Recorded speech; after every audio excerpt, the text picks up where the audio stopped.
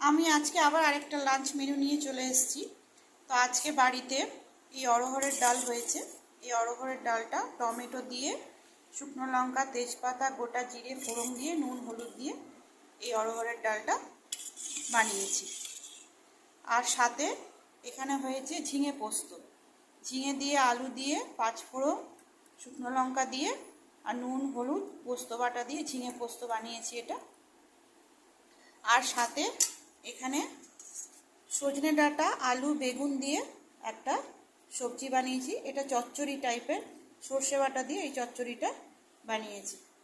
আর সাথে এখানে মিষ্টি দই আছে, আর সাথে আছে শসা আর টমেটো দিয়ে স্যালাড। আজকে পুরো ভেজ মেনু বাড়িতে।